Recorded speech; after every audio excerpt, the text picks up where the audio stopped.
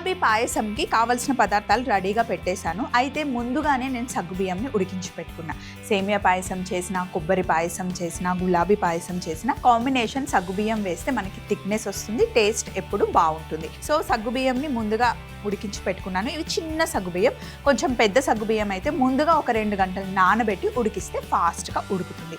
సగ్గుబియ్యం ఎప్పుడు కూడా మనకి ఒంట్లో బాగాలేనప్పుడు, నీరసంగా ఉన్నప్పుడు మనం తీసుకుంటూ ఉంటాం. ఎందుకు అంటే ఇన్స్టెంట్గా ఎనర్జీ వస్తుంది కాబట్టి. అయితే ఇక్కడ లీటర్ పాలున్నాయి, అటుకులు, చక్కెర, ఉడికించిన సగ్గుబియ్యం, సెంటు గులాబీ అన్నాను చూడండి. వీటిని సెంటు గులాబీ అని ఎందుకంటారు అంటే ఈ గులాబీల నుండి మనకి మంచి సువాసన వస్తుంది. రెగ్యులర్గా ముద్ద గులాబీ, రెక్క గులాబీ వాటికి అంత మంచి వాసన రాదు, జస్ట్ ప్లెయిన్గా ఉంటాయి అన్నమాట. అలాగే ఇలాచీ పొడి, రోజ్ సిరప్, జీడిపప్పు, ఎండబెట్టిన గులాబీ రేకులు, అలాగే కిస్మిస్. సో ఫస్ట్ పొయ్యి మీద బాండి పెట్టుకున్నాను. ఇందులో నెయ్యి వేసి చక్కగా డ్రై ఫ్రూట్స్ని ఫ్రై చేసుకోవాలి.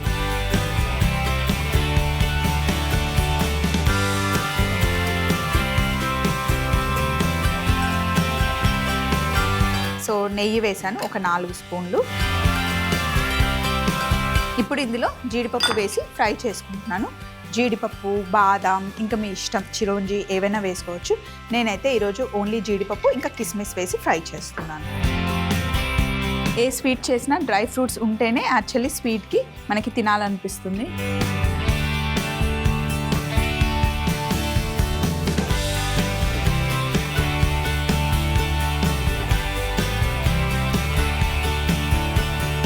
అలాగే కిస్మిస్ కూడా వేసేస్తాం.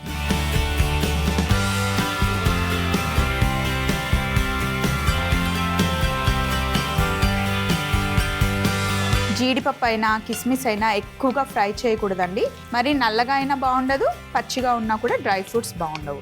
డ్రై ఫ్రూట్స్ని ఎప్పుడైనా నెయ్యి ఎక్కువ వేడిగా అయిన తర్వాత వేయకూడదు, చల్లగా ఉన్నప్పుడే వేసి మంచిగా ఫ్రై చేసుకోవాలన్నమాట.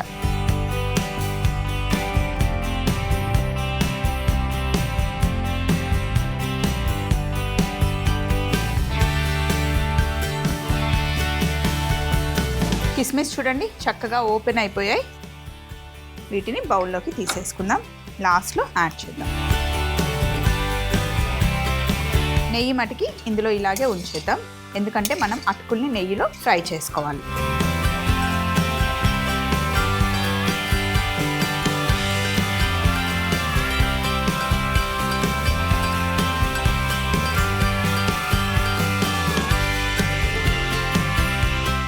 ఇదే నెయ్యిలో అటుకులు వేస్తున్నాను. కప్పు అటుకులు వేసి నెయ్యిలో వేయించుకోవాలి. మనం అటుకుల పాయసం చేసేటప్పుడు కూడా చక్కగా నెయ్యిలో ఇలా వేయించుకుంటే అటుకుల పాయసం బాగుంటుంది. ఇక్కడ గిన్నె పెట్టుకున్నాను. ఇందులో లీటరు చిక్కటి పాలు, ఆల్రెడీ ఇవి కాచి చల్లార్చుకున్న పాలే. ఇప్పుడు వేడి చేసి కాస్త మరుగుతూ ఉన్నప్పుడు పాయసంలో అటుకులు అవన్నీ వేద్దాం.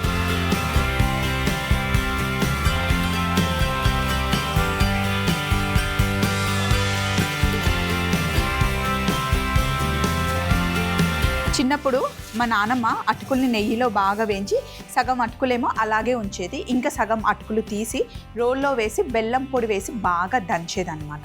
అందులోనే వేయించిన పల్లీలు, వేయించిన నువ్వులు అవన్నీ వేసి బాగా దంచి మొత్తం ఒక దగ్గర కలిపి నెయ్యి వేస్తూ లడ్డూలు కట్టేది. అసలు ఎంత బాగుండేవో అటుకుల లడ్డూలు. ఎక్కువగా చేసేదన్నమాట, మంచిగా తినేవాళ్ళం.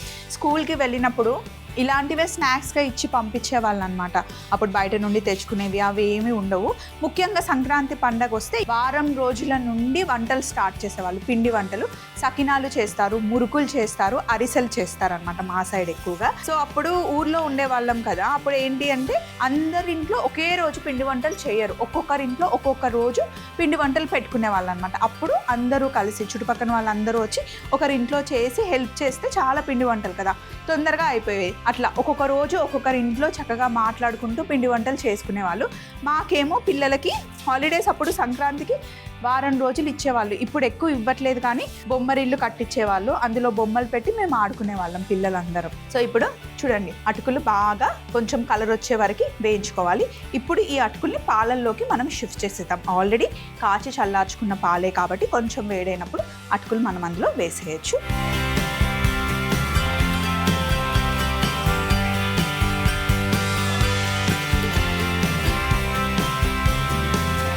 పాలని ఇటు పెట్టేసి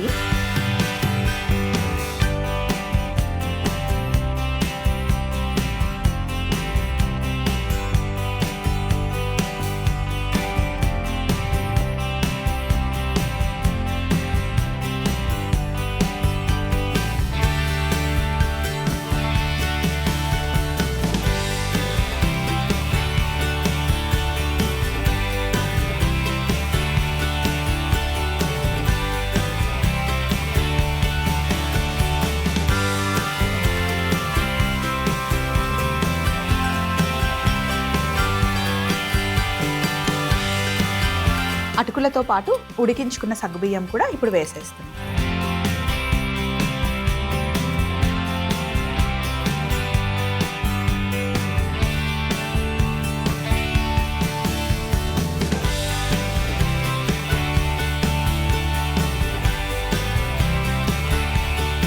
సో సగ్గుబియ్యం ఉడికేటప్పుడు పల్చగా ఉన్నా కాస్త చల్లగా అవ్వగానే ఉండకట్టేస్తాయి. అందుకే ఇందులో వేసి ఒకసారి విస్క్తో కలుపుతున్నాం.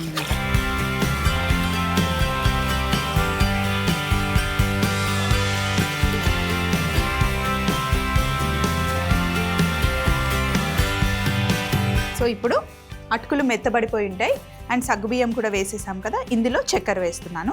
ఇందులో కండెన్స్డ్ మిల్క్ వేసుకున్నా బాగుంటుంది, చక్కెర వేసుకున్నా బాగుంటుంది. కండెన్స్డ్ మిల్క్ వేసినప్పుడు కూడా చక్కెర వేయండి, కాకపోతే చక్కెర క్వాంటిటీ తగ్గించి కండెన్స్డ్ మిల్క్ వేసుకుంటే బాగుంటుంది. కండెన్స్డ్ మిల్క్ అయితే ఎక్కువ టైం పట్టదు, చాలా ఫాస్ట్గా పాయసం అయిపోతుంది. కాకపోతే చక్కెర వేస్తే మటుకి చిన్న మంటలో కొంచెం ఎక్కువసేపు బాయిల్ చేయాల్సి ఉంటుంది. ఇప్పుడు మనం తీసుకున్న దానికి సరిపడా షుగర్ వేస్తున్నాను. పాయసం చేసినప్పుడు ఎప్పుడైనా ఓవర్ స్వీట్గా చేయకూడదు, ఎందుకంటే ఎక్కువ తాగలేం, మనం కొంచెమే తినగలం. ఏదైనా సరే స్వీట్ మరీ మధురంగా ఉంటే తినలేమండి, కొంచెం మైల్డ్గా ఉంటేనే బాగుంటుంది. సో దీన్ని ఇలా కలిపేసి చిన్న మంటలో ఒక 10 నిమిషాలు ఉడికించాలి. సంక్రాంతి పండగ అంటేనే ఇంట్లో పిండి వంటలు చేసుకుంటాం. మనం వాళ్ళందరితో హ్యాపీగా స్పెండ్ చేసిన తర్వాత ఈ 3 రోజుల్లో ఖచ్చితంగా సినిమాకి అయితే వెళ్తాం. ఎందుకు అంటే కొత్త కొత్త సినిమాలు చాలా రిలీజ్ అవుతాయి. సినిమా ఇండస్ట్రీకి కూడా సంక్రాంతి పండగ ఒక పెద్ద పండగలానే అన్నమాట. పెద్ద పెద్ద మూవీస్ రిలీజ్ అవుతాయి అండ్ సెంటిమెంట్ కూడా, సంక్రాంతి టైంలో మూవీ రిలీజ్ అవుతే ఖచ్చితంగా హిట్ అవుతుంది అనే సెంటిమెంట్ కూడా చాలా మందికి ఉంటుంది. ప్రతి సంవత్సరం లాగానే ఈ సంవత్సరం కూడా పెద్ద పెద్ద మూవీస్ రిలీజ్ అయ్యాయి. సో 3 రోజుల్లో మీరేం సినిమాలు చూడబోతున్నారు? ఇప్పుడు మరి సగ్గుబియ్యం వేసేసాం, చక్కెర వేసేసాం, అటుకులు వేసేసాం. ఇది ఉడకడానికి 10 నిమిషాలు అయితే టైం పడుతుంది. ఇప్పుడు మనం ఇందులో గులాబీ రేకులు వేస్తున్నాం. మనకి డైరెక్ట్గా డ్రైవి ఇలా దొరుకుతాయి, రోజ్ పెటల్స్, లేదంటే ఇంట్లోనే మనం నీడలో ఆరబెట్టేసుకోవచ్చు. మనం దేవుడి కోసం తెచ్చుకున్న గులాబీ పూలు ఉంటాయి కదా, అవి ఆటోమేటిక్గా 2 days తర్వాత రెక్కలు ఊడిపోతాయి. వాటిని నార్మల్గా మనం నీడలో ఆరబెడితే ఇలా మంచి కలర్ వస్తుంది. అదే ఎండలో ఆరబెట్టామనుకోండి నల్లగా అయిపోతాయి. ఎప్పుడైనా గులాబీ రేకుల్ని నీడలోనే ఆరబెట్టాలి. అలాగే రోజ్ సిరప్ మనకు దొరుకుతుంది. ఎప్పుడైనా రాజమండ్రి వెళ్తే గనక రోజ్ మిల్క్ తాగండి, చాలా ఫేమస్ అక్కడ. రోజ్ సిరప్లో కూడా మనకి షుగర్ ఉంటుంది కాబట్టి చక్కెర ఫస్టే కొంచెం తక్కువ వేసుకోవాలి. ఇప్పుడు స్టవ్ ఆఫ్ చేసేసాను. ఇందులో లాస్ట్లో ఇంకా ఇలాచి పొడి యాడ్ చేసేయండి. అయితే ఇప్పుడు మనం చేసిన గులాబీ పాయసం వేడిగా కూడా బాగుంటుంది, కానీ చల్లగా అయిన తర్వాత ఇంకా బాగుంటుంది అన్నమాట. సో కొంచెం వేడిగా ఉన్నప్పుడు ట్రై చేయండి, తర్వాత ఫ్రిడ్జ్లో పెట్టేయండి. ఇంకా లంచ్ అయిపోయిన తర్వాత అందరూ కూర్చొని ఫ్యామిలీ టైం మాట్లాడుతూ ఉంటారు కదా, అప్పుడు గ్లాసులలో సర్వ్ చేయండి. పాయసం ఎప్పుడు కొంచెం తాగే కన్సిస్టెన్సీలో ఉండాలి, మరి లడ్డిలాగా గట్టిగా ఉండకూడదు. అది పరవన్నం అలా చేసుకున్నప్పుడు అయితే గట్టిగా ఉంటే బాగుంటుంది, కానీ పాయసం గ్లాస్లో పోసుకొని తాగితే కనుక చాలా బాగుంటుంది. ఇవి మటుకి గార్నిష్ కోసం పెట్టుకున్నాను. ఇంకా వీటిని సపరేట్గా సర్వ్ చేసేది ఏం లేదు, పాయసంని ఇలాగే పెట్టేస్తున్నాను. పండగ రోజు యాక్చువల్గా భోగి పండగ రోజు పొద్దున్నే పాయసం చేస్తాం. ఈ టైంలో మనకి పంట వస్తుంది కదా, కొత్త బియ్యం వస్తాయి. ఆ కొత్త బియ్యంని ఫస్ట్ పాయసంలో వేసి పాయసం చేసి అందరికీ పంచుతారనమాట. లాస్ట్లో ఇంకా మనం జీడిపప్పు కిస్మిస్ యాడ్ చేసుకోవడం. ఇందులో వేస్తే కనిపించట్లేదు, సరేలే చిన్న గిన్నెలోకి షిఫ్ట్ చేసేస్తాను.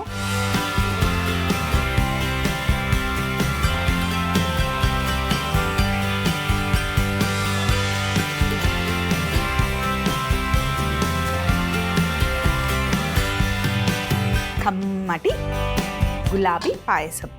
నేను ఇందాక మీకు చెప్పినట్టుగా చల్లగా అయిన తర్వాత తాగితే కనుక ఇంకా బాగుంటుంది.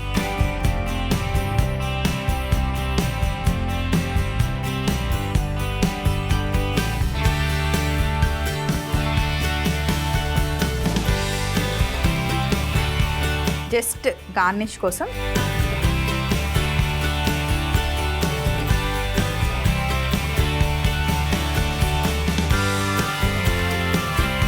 సో మమత గారు డిఫరెంట్గా ఏదైనా మంచి స్వీట్ చేయమన్నారు కదా, గులాబీ పాయసం చేసుకున్నాం భోగి పండుగ రోజు. చాలా చాలా బాగుంటుంది. పిల్లల దగ్గర నుండి పెద్దవాళ్ళు కూడా చాలా ఇష్టంగా తాగే పాయసం అన్నమాట. గులాబీ పాయసం తయారీ విధానం: ముందుగా బాండీలో నెయ్యి వేడి చేసుకొని జీడిపప్పు కిస్మిస్ని దూరగా వేయించి పక్కన పెట్టుకోండి. తరువాత అదే వేడి నెయ్యిలో అటుకులని వేసి చక్కగా కలర్ వచ్చేంత వరకు వేయించి వాటిని వేడిగా ఉన్న పాలల్లో వేసి ఉడకనివ్వాలి. అలాగే ఉడుకుతున్న అటుకులలో ముందుగానే ఉడికించి పెట్టుకున్న సగ్గుబియ్యం, చక్కెర వేసి ఉడకనివ్వాలి. తరువాత ఎండిన గులాబీ రేకులు, రోజ్ సిరప్, ఇలాచి పొడి వేసి బాగా కలిపి ఒక ఉడుకు వచ్చిన తర్వాత బౌల్లోకి తీసుకొని జీడిపప్పులు కిస్మిస్తో గార్నిష్ చేస్తే ఎంతో టేస్టీ అయిన గులాబీ పాయసం రెడీ అవుతుంది.